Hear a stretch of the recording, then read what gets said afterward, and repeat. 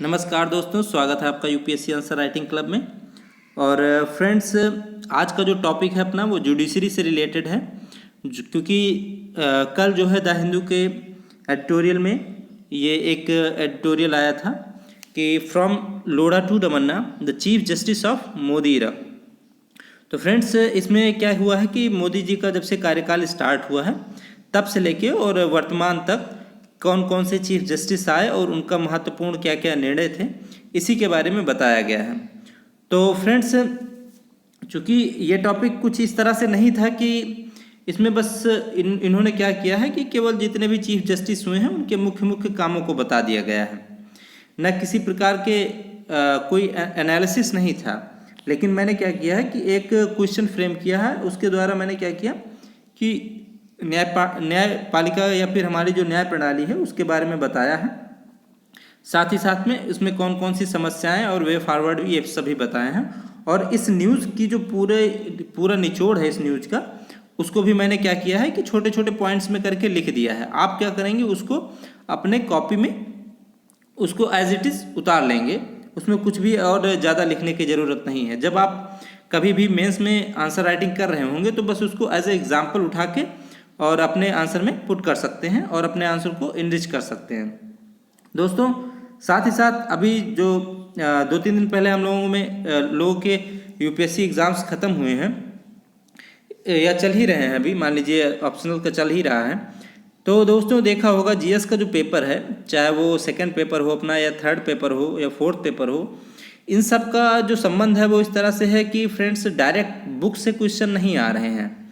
ज़्यादातर क्वेश्चन इस तरह से आ रहे हैं जो हमारे करंट से रिलेटेड हैं, या फिर इनको लिखने में आप तभी लिखने में सक्षम हो पाएंगे जब आप डेली बेसिस पे करंट पढ़ रहे हों और करंट पे बेस्ड आंसर राइटिंग कर रहे हों। तो इसीलिए दोस्तों, मैं आपसे कहना चाहता हूं कि आप आंसर राइटिंग ज़रूर कीजिए और डेली बेसिस पे कीजिए। और हिंदी मीडियम वालों के लिए थोड़ी समस्या ये रहती है कि इंग्लिश का पेपर उनको थोड़ा कम समझ में आता है और थोड़ा समस्या होती है बहुत सारे हिंदी मीडियम के बच्चों के लिए।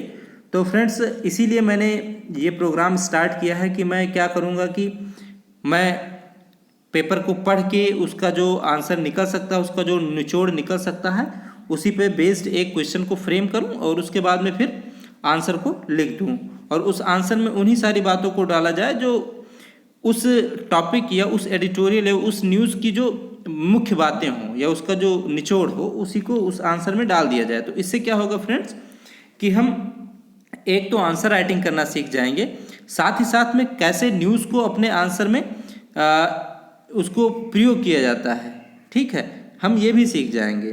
तो इसीलिए फ्रेंड्स, आप लोग मेरे जो क्वेश्चंस होते हैं उसको बहुत ध्यान से सुना कीजिए। साथ ही साथ में अगर आपको अच्छा लगता है तो ज़्यादा से ज़्यादा लोग तक फ्रेंड्स इसको पहुंचाइए भी, शेयर भी कीजिए, क्योंकि जितना ज़्यादा हिंदी मीडियम के बच्चों के पास पहुंचेगा, मेरे पढ़ाने का उद्देश्य समझ लीजिए उतना ही पूरित होगा। तो आज का जो फ्रेंड्स क्वेश्चन है वो देखते हैं हम क्या है। और फिर मैं कह रहा हूँ फ्रेंड्स, आपसे एक मेरी रिक्वेस्ट यही रहेगी कि आप ज़्यादा से ज़्यादा आंसर राइटिंग कीजिए। मिनिमम एक आंसर राइटिंग तो आप कीजिए ही कीजिए, अगर 2 और 3 हो जाते हैं तो वो बहुत ही बेहतर होगा। तो फ्रेंड्स, आज का क्वेश्चन है कि आज़ादी के बाद से देश के संवैधानिक मूल्यों को बनाए रखने में भारतीय न्यायपालिका के महत्वपूर्ण कदमों की चर्चा करें। ठीक है फ्रेंड्स, इसका मतलब ये है कि इंडिपेंडेंस मिलने के बाद में हमारे न्यायपालिका के द्वारा कौन कौन से ऐसे निर्णय लिए गए हैं जो हमें हमारे संवैधानिक मूल्यों को संरक्षित करते हैं या उनको बनाए रखते हैं। साथ ही न्याय प्रणाली के क्रियाकलापों की समस्याओं का उल्लेख कर उनका उपाय भी बताएं। साथ ही साथ में हमें क्या करना है कि हमारे न्याय प्रणाली के समक्ष कौन कौन सी चुनौतियां हैं, कौन कौन सी समस्याएं हैं, ये भी बताना है और उनके उपायों को भी बताना है कि कैसे हम उसको एड्रेस कर सकते हैं, कैसे हम उसको दूर कर सकते हैं। तो देखते हैं फ्रेंड्स, इसमें फिर मैंने आंसर कुछ लिखना स्टार्ट किया कि शक्ति के पृथक्करण सिद्धांत का अनुसरण करते हुए भारत में कार्यपालिका, विधायिका और न्यायपालिका जैसे शासन के 3 स्तंभों को अपनाया गया है। तो फ्रेंड्स, मैंने क्या किया है कि सबसे पहले तो ये बता दिया कि हमारी जो शासन प्रणाली है वो किस पे आधारित है, तो शक्ति के पृथक्करण सिद्धांत पर आधारित है। और उस शक्ति के पृथक्करण सिद्धांत का प्रयोग करते हुए जो हमारे शासन के 3 स्तंभ हैं वो कौन कौन से हैं? कार्यपालिका, विधायिका और न्यायपालिका।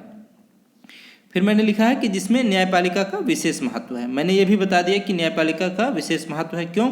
क्योंकि ये कार्यपालिका और विधायिका के कार्यों पर हमेशा नज़र रखता है, ये चेक एंड बैलेंस करने का काम करता है। तो इसीलिए मैंने क्या बता दिया कि न्यायपालिका का विशेष महत्व है। और फ्रेंड्स, आंसर को इस तरह से लिखने में क्या होता है, एक आंसर का फ्लो बन जाता है। अगर मैं केवल यहीं पर ख़त्म कर देता कि 3 स्तंभ को बताया गया है, फिर मैं यहाँ पे लिखता कि भारत में एकाधारी न्याय प्रणाली, आंसर तब भी सही था, लेकिन तो अपने आंसर की फ्लो को बनाने के लिए मैंने क्या किया, ये बात लिख दी कि जिसमें न्यायपालिका का विशेष महत्व है। अब विशेष महत्व है तो वो हम देखेंगे कि कैसे कैसे है। तो फिर मैंने क्या बताया कि भारत में एकाधारी न्याय प्रणाली को अपनाया गया है।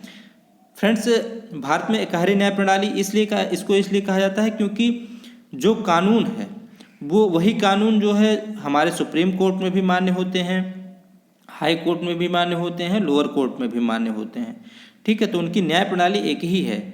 उनके लिए ऐसा नहीं है कि एक के लिए दूसरा कानून, दूसरे के लिए दूसरा कानून, या फिर उनके जो निर्णय हैं उनके जो निर्णय करने का जो के पीछे जो उद्देश्य है, मतलब संविधान का संरक्षण या फिर संवैधानिक मूल्यों का संरक्षण या फिर फंडामेंटल राइट्स का संरक्षण, तो ये जितने भी न्याय प्रणाली हैं हमारे, मतलब हाई कोर्ट है, सुप्रीम कोर्ट है, लोअर कोर्ट है, तो सबका एक ही उद्देश्य है कि कैसे इनको संरक्षित किया जाए। तो इसीलिए भारत में एकाधारी न्याय प्रणाली है। तो ठीक है फ्रेंड्स, भारत में एकाधारी न्याय प्रणाली को अपनाया गया है। सर्वोच्च न्यायालय संविधान का संरक्षक है और अपनी रचनात्मक तथा नवीन व्याख्याओं से हमारे मौलिक अधिकारों और मौलिक स्वतंत्रता जैसे संवैधानिक मूल्यों को बनाए रखने में महत्वपूर्ण कदम उठाए हैं। तो ये मैंने क्या बता दिया, इंट्रोडक्शन एक दिया, और उसके बाद में मैंने ये बताया कि कैसे कैसे जो हमारा सुप्रीम कोर्ट है वो एक तो हमारे संविधान का संरक्षक भी है और साथ ही साथ में अपने रचनात्मक और नवीन व्याख्या के द्वारा समय समय में क्या करता है, ये हमारे, क्योंकि संविधान की अंतिम व्याख्या का अधिकार किसे है, हमारे सुप्रीम कोर्ट को है, तो वो क्या करता है, अपने रचनात्मक और नवीन व्याख्याओं के द्वारा समय समय पर हमारे जो मौलिक अधिकार हैं, हमारी जो मौलिक स्वतंत्रता है, उसको कैसे और संरक्षित किया जा सके, कैसे और उसको बढ़ाया जा सके, इसके लिए उन्होंने महत्वपूर्ण कदम उठाए हैं। उसके लिए मैंने क्या किया है कि कुछ केस बताए हैं और कुछ उसी पर आधारित मैंने उसको ये बताने की कोशिश की है कि कौन कौन से जो हमारे संवैधानिक जो मूल्य हैं उसको कैसे उसने संरक्षित किया है। तो जैसे पहला केस लिया मैंने केशवानंद भारती का केस, जिसमें न्यायिक समीक्षा, फंडामेंटल राइट की सुरक्षा और आधारभूत संरचना का सिद्धांत दिया गया। तो चूंकि फ्रेंड्स इस समय न्यायिक समीक्षा जो है वो क्या है, बेसिक स्ट्रक्चर का ही एक पार्ट है, और आधारभूत संरचना का सिद्धांत भी किस में दिया गया, केशवानंद केस में ही दिया गया, और फंडामेंटल राइट की सुरक्षा। तो इस तरह से क्या फंडामेंटल राइट की सुरक्षा देकर क्या किया गया, हमारे जो मौलिक अधिकार हैं, और मौलिक अधिकार क्या है, हमारे संवैधानिक मूल्य हैं, तो इनको सुरक्षित किया गया। साथ ही साथ न्यायिक समीक्षा और आधारभूत संरचना के द्वारा हमारे संविधान को मजबूत किया गया और जुडिशरी या फिर न्यायपालिका को और मजबूत किया गया। साथ ही साथ आर्टिकल 21, ये आर्टिकल 21 फ्रेंड्स, जैसे इसमें इसको हम कह सकते हैं कि ये एक प्रकार का मिनी फंडामेंटल राइट है, क्योंकि इसमें हमारे जीवन से संबंधित उन सारे अधिकारों को बताया गया है जो हमारे गरिमापूर्ण जीवन जीने के लिए चाहिए।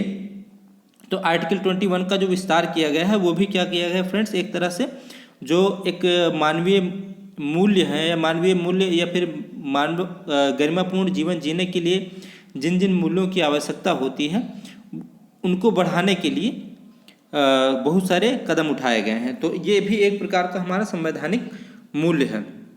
नेक्स्ट है फ्रेंड्स शाह बानो केस। ये फ्रेंड्स क्या है कि जैसे महिलाओं के लिए गरिमापूर्ण जीवन जीने के लिए हमारे जो संवैधानिक मूल्यों का जो हिस्सा है उसको बनाए रखने के लिए ये केस लाया गया था, जिसमें क्या हुआ था कि मुस्लिम महिलाओं को तलाक के बाद जो भत्ता है या उनके जीवन यापन को कैसे वो अपने जीवन यापन करेंगी, इससे संबंधित ये पूरा केस था। तो ये केस भी बहुत ही ज़्यादा इम्पॉर्टेंट था।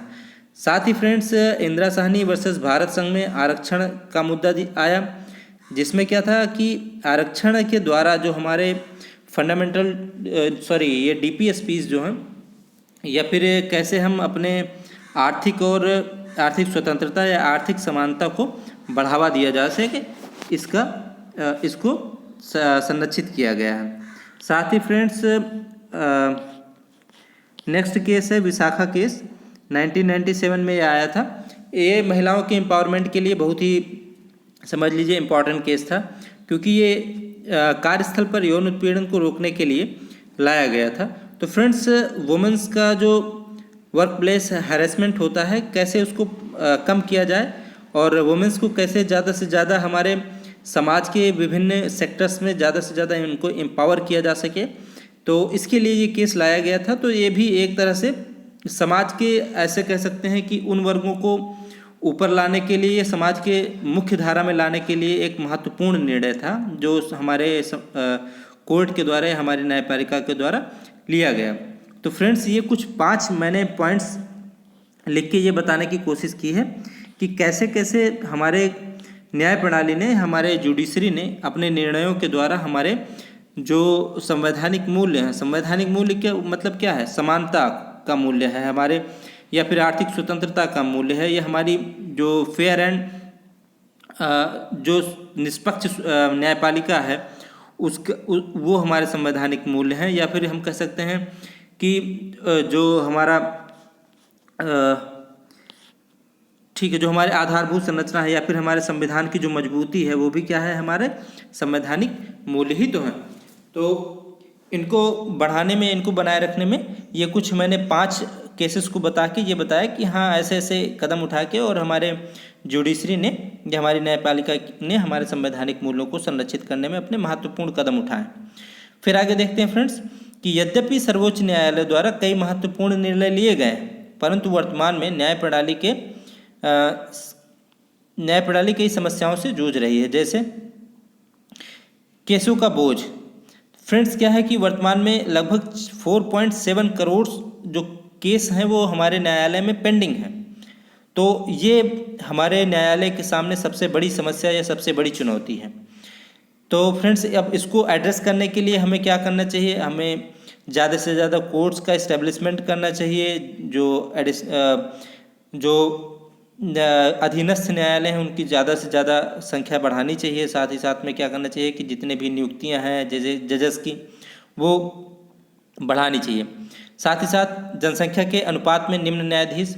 फ्रेंड्स, ये भी अब इस तरह से अगर आप आंसर को अपने लिखेंगे और उसके साथ साथ में अपना एक एग्जाम्पल भी दे देंगे, कि जैसे मैंने एग्जाम्पल दे दिया कि 1 मिलियन पर प्रति 20 न्यायाधीश हैं, तो अगर 1 मिलियन लोगों को एड्रेस उनके मामलों को देखने के लिए 20 न्यायाधीश हैं, तो इनकी संख्या समझ लीजिए कितना कम है। अन्य देशों में, यूएस जैसे देशों में यह संख्या 50 और 60 है, और जबकि वहाँ पे जनसंख्या कम, वहाँ पे इतने ज़्यादा मामले नहीं उठते होंगे। भारत में तो हर छोटे छोटे मुद्दे के लिए लोग यही कहते हैं कि हम आपको कोर्ट में देख लेंगे। तो और इस तरह से क्या होता है कि कोर्ट में जो नंबर ऑफ़ केसेस हैं वो बढ़ जाते हैं। तो फ्रेंड्स, हमें क्या करना चाहिए कि हमें अपने न्यायाधीशों के जो नंबर्स हैं उनको ज़्यादा से ज़्यादा बढ़ाना चाहिए। लंबित रिक्तियाँ, चूँकि जो जुडिशियल का जो अपना पूरा एक ऑफिस है या फिर उसकी जो उसका कार्यालय है, उसकी कार्यप्रणाली है, उसमें बहुत सारे रिक्तियां हैं अभी फ्रेंड्स। तो क्या है, अगर उसको हम एड्रेस नहीं कर सकते हैं, उस लंबित जो रिक्तियां हैं उसको जल्दी से जल्दी भरेंगे नहीं, तो क्या होगी, जो हमारी फंक्शनिंग है, या हमारी ऐसे कह सकते हैं जो हमारी जुडिशियल क्षमता, जो उसकी कैपेसिटी है, वो कमज़ोर होती चली जाएगी। उसका जो कार्यप्रणाली है वो प्रभावित होता है, उसकी जो स्किल है वो प्रभावित होगी। हम ज़्यादा टाइम लेंगे अपने निर्णय को देने में। नेक्स्ट है फ्रेंड्स, महिलाओं और अल्पसंख्यकों का अपर्याप्त प्रतिनिधित्व। तो देखिए फ्रेंड्स, अगर हम ऐसे ही सोच लें कि अगर हमको अपने जुडिशरी को ज़्यादा मजबूत करना है, तो हम वुमेंस को ज़्यादा से ज़्यादा चीफ जस्टिस बनाएं या उनको न्यायाधीश के रूप में ज़्यादा से ज़्यादा नियुक्तियां दें, तो हम इस समस्या से भी निजात पा सकते हैं कि जनसंख्या के अनुपात में निम्न न्यायाधीश। तो अगर हम महिलाओं की ज़्यादा से ज़्यादा नियुक्तियाँ कर लेंगे, और साथ ही साथ में फ्रेंड्स ये भी बात देखने वाली है कि कई बार इस तरह से होता है कि जैसे मान लीजिए महिलाओं से संबंधित कोई केस है, चाहे वो तलाक से संबंधित हो, चाहे किसी प्रकार के यौन उत्पीड़न से संबंधित हो, या फिर किसी भी प्रकार के महिलाओं के जो हैरेसमेंट है उससे संबंधित अगर केस है, तो उस केस को अगर किसी महिला के द्वारा सुना जा रहा है तो वो उसकी भावनाओं को समझ सकती है, क्योंकि वो स्वयं भी एक महिला होती है। और अगर वही केस एक पुरुष के द्वारा सुना जा रहा है तो हो सकता है कि उसकी जो एक प्रकार से जो उसकी भावना है वो उसको समझने में थोड़ा सा कहीं पीछे रह जाए या पीछे छूट जाए। तो इसीलिए क्या है फ्रेंड्स कि हमें ज़्यादा से ज़्यादा अब हायर जो जुडिशरी है उसमें वुमेंस का जो पार्टिसिपेशन है वो बढ़ाना चाहिए। एक एग्जाम्पल के थ्रू मैंने बताया है कि आज तक कोई भी जो चीफ जस्टिस महिला नहीं रही हैं। तो ये भी हमारे मतलब समझ लीजिए कि एक भारत आज आज़ादी का 75वां वर्ष मना चुका, लेकिन तो एक हमारे पीछे जो एक समस्या छूट गई वो एक ये भी थी कि हम अभी यहाँ तक नहीं पहुँच पाए कि अपने महिलाओं को इस स्तर तक पहुँचा सकें या उनको इस प्रकार का स्थान प्रदान कर सकें। साथ ही फ्रेंड्स मैंने लिखा है कि न्यायिक नियुक्ति की अपारदर्शी प्रक्रिया। ये भी क्या है फ्रेंड्स, जो हमारी जुडिशरी है उस जुडिशरी की कई बार आलोचना जो हुई है वो इसी बिंदु पर हुई है कि जो उसकी अपॉइंटमेंट या फिर उसकी नियुक्ति की जो प्रक्रिया है वो पूरी तरह से अपारदर्शी है।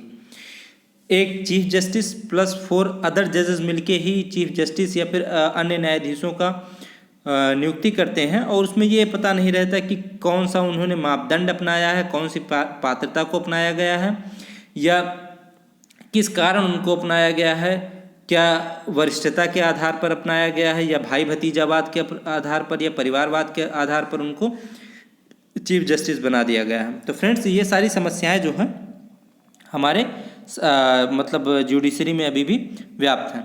तो फिर आगे मैंने लिखा है कि फ्रेंड्स की उपरोक्त समस्याओं से निपटने के लिए निम्न कदम उठाए जा सकते हैं। जैसे अब वही फ्रेंड्स जो मैंने आपको समय समय पर बताया है कि अधीनस्थ न्यायालयों की संख्या में वृद्धि किया जाए और साथ ही साथ समयबद्ध न्याय किया जाए। जैसे फ्रेंड्स अभी भी क्या है कि जुडिशरी पे ऐसा कोई बाध्यता नहीं होती है कि वो कि इतने समय में हमको निर्णय दे देंगे, लेकिन तो अगर हम एक ये टाइम ड्यूरेशन उनका फिक्स कर दें कि हाँ भाई अगर कोई केस फाइल करता है तो उसको केस फाइल करने के इतने दिन बाद में इस तरह की प्रोसीडिंग्स होंगी, फिर उसके बाद में इतने दिन बाद में इस तरह के निर्णय लेके ख़त्म कर दिया जाएगा, वो कैसे भी ख़त्म कर दिया जाए।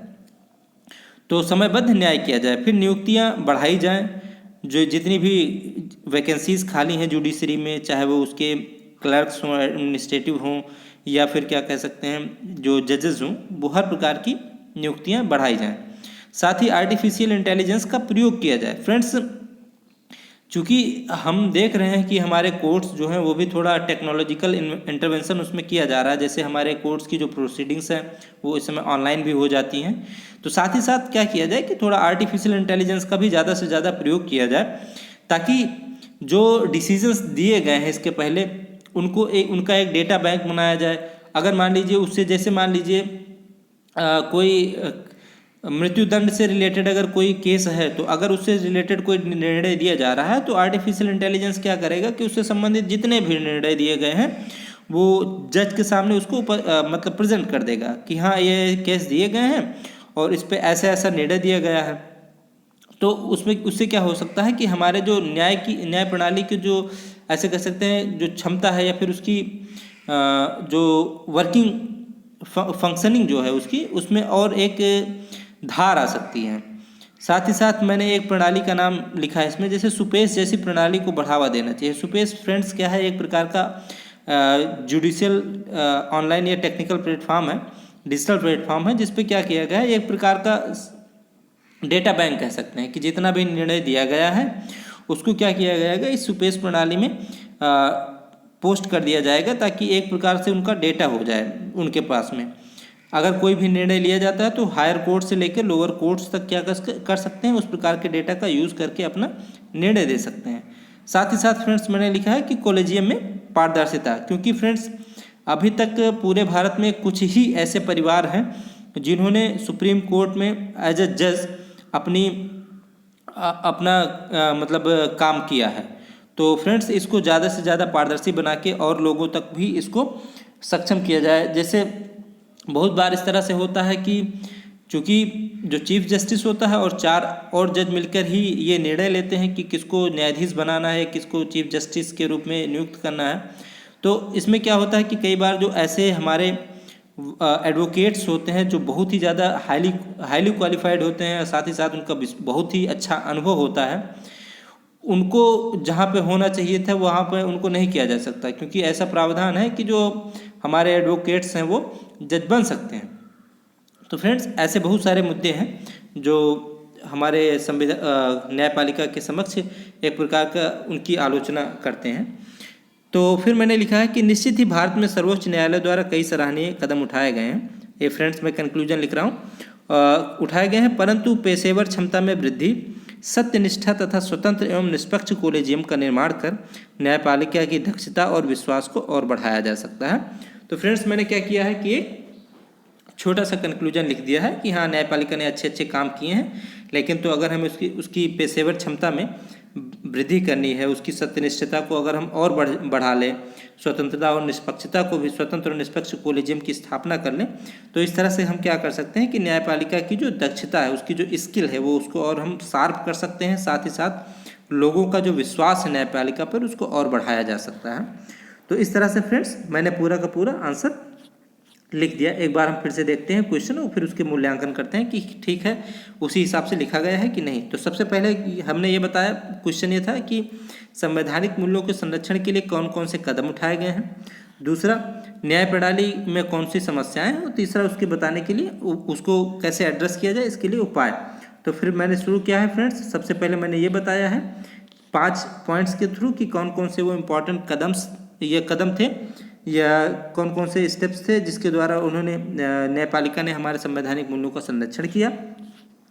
फिर मैंने क्या किया कि उन समस्याओं को बताया जो हमारे जुडिशरी के समक्ष इस समय व्याप्त हैं, और फिर मैंने क्या किया कि वे फॉरवर्ड में कुछ 5 पॉइंट्स बता दी कि हाँ, ये 5 पॉइंट्स हैं जो हमारी न्याय प्रणाली को और समृद्ध बना सकते हैं। अब फ्रेंड्स आते हैं जो हमारा पूरा, ये तो हमने क्या किया कि एक क्वेश्चन फ्रेम करके उसका आंसर लिख दिया है जो कि एडिटोरियल से ही संबंधित था। लेकिन फ्रेंड्स जो एडिटोरियल में कुछ मुख्य बातें कही गई हैं उसको हम अलग से देख लेते हैं। जैसे इस पूरे एडिटोरियल में इस बात पे ज़्यादा जोर दिया गया है कि कौन कौन से चीफ जस्टिस मोदी जी के एरा में थे और उन्होंने कौन कौन से महत्वपूर्ण निर्णय लिए हैं। तो इसमें मैंने क्या किया, मैंने उसको उसी तरह से लिख दिया कि चीफ जस्टिस ऑफ इंडिया और उनके निर्णय, और उसमें फिर मैं नंबरिंग करके मैंने क्या किया, ये बता दिया है कि कौन कौन से जज थे और उन्होंने कौन कौन से निर्णय दिए। जैसे पहले मैंने RM लोढ़ा जी के बारे में बताया कि इन्होंने क्या किया था कि बार काउंसिल से जज बनने की प्रक्रिया को पुनः प्रारंभ कर दिया था या फिर पुनर्जीवित कर दिया था। नेक्स्ट मैंने लिखा है फ्रेंड्स HL दत्तू जी के बारे में। इन्होंने क्या किया था कि इनके समय में क्या हुआ कि कार्यपालिका और न्यायपालिका में थोड़ा सा टकराव देखने को मिला। साथ ही साथ में NJAC को इन्होंने रद्द कर दिया, और इन्होंने यह बताते हुए इसको रद्द कर दिया कि यह जो है बेसिक स्ट्रक्चर के खिलाफ है, क्योंकि जो न्यायपालिका है वो एक स्वतंत्र बॉडी है, मतलब उस पर किसी का भी प्रेशर नहीं पड़ सकता। और NJAC में इस बात का जिक्र किया गया था कि जो चीफ जस्टिस हैं या फिर न्यायिक जो नियुक्तियां होंगी उसमें क्या होगा कि जो हमारे चीफ जस्टिस हैं या फिर जो सीनियर जजेस हैं उनकी सलाह ली जाएगी।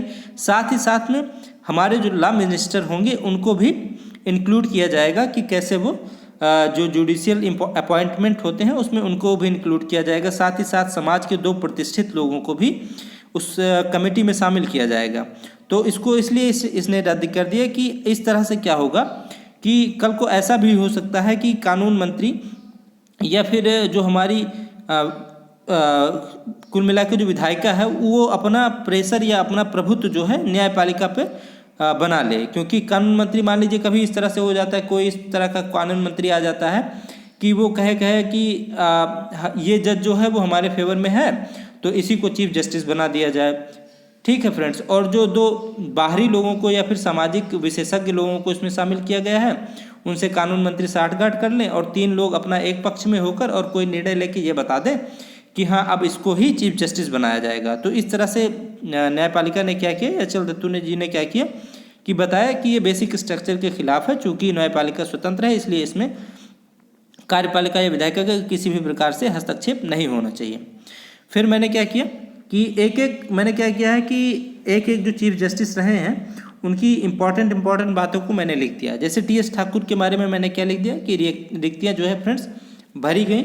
साथ ही साथ उन्होंने एक ग्रिड बनाया था, national judicial data grid ruling. इन्होंने एक डिजिटल प्लेटफॉर्म बनाया जिसमें क्या हुआ कि जितने भी जुडिशियल डाटाज हैं, जैसे कोई निर्णय है, कोई केस है, तो इससे संबंधित जितने भी डाटा थे या केस थे, उनको उनके लिए एक ग्रिड बनाया गया कि किसी भी कोर्ट में निर्णय लेते समय उसका प्रयोग किया जा सके। एक प्रकार का ग्रिड है ये, कि मान लीजिए कोई सुप्रीम कोर्ट का कोई डिसीजन है और हाई कोर्ट में कोई निर्णय लिया जा रहा है, तो वो क्या करे, जस्ट इस जुडिशियल डाटा ग्रिड रोलिंग का प्रयोग करके वो उस केस को तुरंत देख सकता है।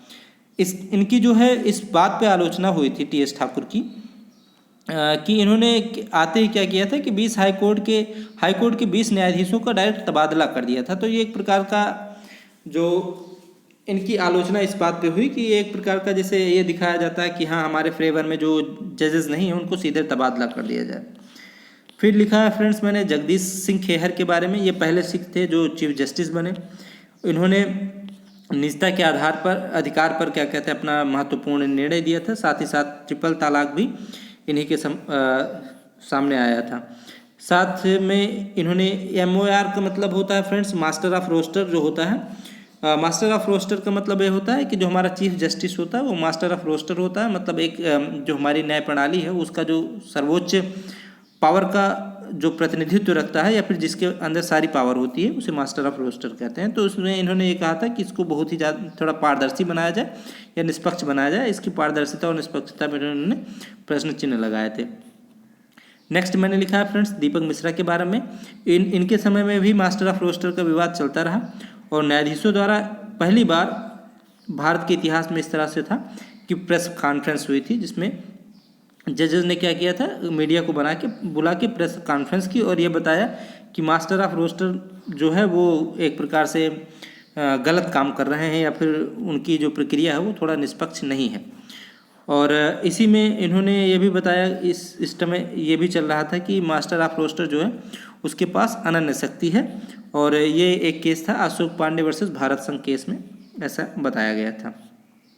तो फ्रेंड्स मैं क्या कर रहा हूँ कि जितने भी जो चीफ जस्टिस हुए हैं तो आप इसमें क्या कर सकते हैं, मान लीजिए आप कहीं पे लिख रहे हैं न्यायपालिका के बारे में कोई क्वेश्चन लिख रहे हैं और आप उसकी कार्यप्रणाली के बारे में लिख रहे हैं और उसमें कहीं संदेह जब पैदा हुआ या फिर कोई ऐसा कदम लिखना चाहते हैं तो उसमें ये भी लिख सकते हैं। जैसे न्यायाधीशों द्वारा प्रेस कॉन्फ्रेंस किया गया भारतीय इतिहास में पहली बार, तो उस टाइम दीपक मिश्रा जी थे चीफ जस्टिस ऑफ इंडिया। तो ऐसे करके आप एक एग्जाम्पल के रूप में इसको डाल सकते हैं। ये तो मैं बस क्या कर रहा हूँ कि हाँ न्यूज़ आई थी हमारी तो उस न्यूज़ से रिलेटेड है तो इसीलिए मैं बता रहा हूँ। फिर फ्रेंड्स रंजन गोगोई जी के बारे में बताया गया कि इनके समय भी मास्टर ऑफ रोस्टर का मामला चलता रहा। साथ ही साथ में इनके ऊपर एक यौन उत्पीड़न का केस भी लगा था और उस समय चूँकि ये मास्टर ऑफ रोस्टर थे या चीफ जस्टिस थे और चीफ जस्टिस या मास्टर ऑफ रोस्टर का काम ये भी हो सकता है कि किस पीठ को या किस न्यायपीठ को कौन सा मामला जाएगा। तो जब ये स्वयं जिस यौन उत्पीड़न के मामले में थे, जिस पीठ को ये मामला गया था उसके जो मास्टर ऑफ रोस्टर थे ये स्वयं थे। तो ऐसे ही सोच लीजिए कि अगर हमारे ही खिलाफ कोई केस आया हो और हमको ही निर्णय लेना हो तो क्या भाई मैं निष्पक्ष होकर निर्णय ले पाऊंगा? नहीं ले पाऊंगा। तो इसीलिए क्या हुआ था, इसके समय में भी ये मामला आया था। साथ ही साथ फ्रेंड्स एक जस्टिस इवेजन टर्म का यहाँ पे यूज़ मैंने किया है। ये इसका यूज़ जो है हमारे एडिटोरियल में किया गया था।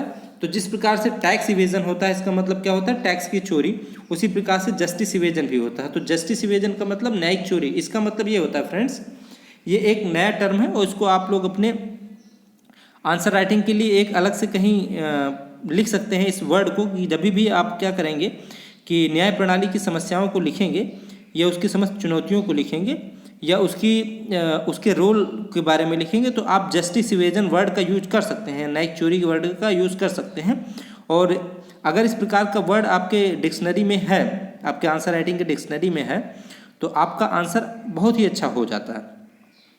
तो इसमें न्यायिक चोरी का मतलब फ्रेंड्स केवल कुल मिला के इतना होता है कि चीफ जस्टिस कई बार ऐसे निर्णय देने से बचते हैं जो उनके हितों को प्रभावित कर सकता हो, या फिर क्या कह सकते हैं जो सरकार के हित को प्रभावित कर सकता हो। अगर सरकार स्ट्रांग होती है तो क्या होता है फ्रेंड्स, जो सरकार का इन्फ्लुएंस होता है वो जुडिशरी पे पड़ता है। तो उन समय में क्या होता है कि जो जुडिशरी होती है कई ऐसे मामलों में निर्णय लेने से पीछे हटती है जो सरकार के कार्यप्रणाली को या सरकार को प्रभावित कर सकती है, तो उसे कहते हैं जस्टिस इवेजन। यानी इसका मतलब कुल मिला के यही है कि जो निर्णय लेने चाहिए सुप्रीम कोर्ट को या फिर क्या कहते हैं हमारे चीफ जस्टिस को, वैसे निर्णयों का वो जल्दी हल नहीं निकालते। जैसे मैंने एग्जाम्पल भी दिया कि चुनावी बांड या CAA 370 जैसे मुद्दों पे उन्होंने जल्दी मतलब अपने निर्णय नहीं सुनाए, तो ये एक प्रकार का क्या था फ्रेंड्स, जस्टिस इवेजन ही था।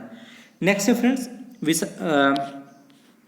फिर मैंने इसके बारे में लिखा चीफ जस्टिस बोबड़े के बारे में लिखा मैंने कि न्यायिक चोरी की प्रक्रिया इनके में भी चलती रही। जैसे अर्णव गोस्वामी के मामले में इन्होंने क्या किया कि मुश्किल से 24 घंटे भी नहीं हुए थे और इन्होंने क्या किया, तुरंत न्याय अपने दे दिया था, मतलब तुरंत डिसीजन सुना दिया। लेकिन तो बहुत सारे ऐसे कानून थे या फिर बहुत सारे ऐसे केस थे जिन पर इन्होंने अपना निर्णय नहीं सुनाया, तो एक प्रकार से वही था कि जस्टिस इवेजन की बात हो गई। साथ ही साथ इन्होंने कृषि कानून पर रोक भी लगा दिया था।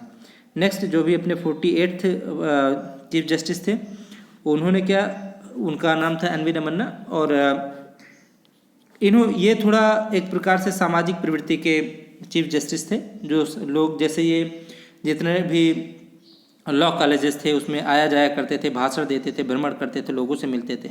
साथ ही साथ इन्होंने क्या किया था, राजद्रोह कानून, पेगासस, धन शोधन अधिनियम या नियुक्तियों में महिलाओं को जो है प्रमोट करना, ये सब कुछ इनके महत्वपूर्ण काम थे। तो फ्रेंड्स जैसे आप मान लीजिए कभी जुडिशरी के बारे में लिख रहे हो और उसके रोल के बारे में लिख रहे हो, तो आप ऐसे लिख सकते हैं कि चीफ जस्टिस के द्वारा इन चीफ जस्टिस के द्वारा ये कदम उठाया गया था जो न्याय प्रणाली की साख को और मजबूत करता है, या फिर इस तरह के कदम उठा के हम न्याय प्रणाली को और मजबूत कर सकते हैं। तो फ्रेंड्स इस तरह से क्या किया जा सकता है, हम एग्जाम्पल्स में इसको यूज कर सकते हैं। तो फ्रेंड्स अब मैंने इस तरह से पूरा क्या किया है कि एक तो आंसर आपके सामने एक बढ़िया सा बना के दे दिया और साथ ही साथ में जो हमारी न्यूज़ थी उसका पूरा का पूरा समराइज नोट्स भी दे दिया। तो फ्रेंड्स आप ये ज़रूर बताया कीजिए कमेंट करके कि जो हमारा ये प्रयास है वो कैसा है। और साथ ही साथ फ्रेंड्स अंत में मैं आपसे कह रहा हूँ कि अगर आपको लगता है कि हिंदी मीडियम को फ़ायदा दे सकता है हमारा ये प्रोग्राम, तो आप फ्रेंड्स कमेंट्स करिए, लाइक करिए हमारे सेशन को और ज़्यादा से ज़्यादा इसको सर्कुलेट कराइए ताकि ज़्यादा से ज़्यादा लोगों तक ये पहुंच सके। और फ्रेंड्स कई सारे ऐसे कमेंट्स आए भी हैं जो हमको बहुत ही ज़्यादा मोटिवेट भी किए हैं। बहुत सारे फ्रेंड्सों के जो दोस्त हैं हमारे, उन्होंने कमेंट किया या फिर जो भी आप लोगों के कमेंट थे, अच्छे कमेंट थे कि सर आप अच्छा कर रहे हैं, हमें इसी का इंतज़ार था। तो फ्रेंड्स मैं आप लोगों से भी ये कहना चाहता हूँ कि आप भी ज़्यादा से ज़्यादा हमारे सेशन को लाइक कीजिए, शेयर कीजिए और सब्सक्राइब भी करिए और बताएं भी अपना कमेंट करके कि कैसा रहता है हमारा सेशन। तो ठीक है फ्रेंड्स, इसी के साथ थैंक यू। और कल मैं एक नए टॉपिक और बेहतरीन टॉपिक के साथ फिर जो भी आया होगा उसको भी पढ़ के और आपके सामने एक नया क्वेश्चन लेके आएंगे और उसका आंसर को अच्छे से डिस्कस किया जाएगा। ओके फ्रेंड्स, चलिए धन्यवाद। जय हिंद, जय भारत।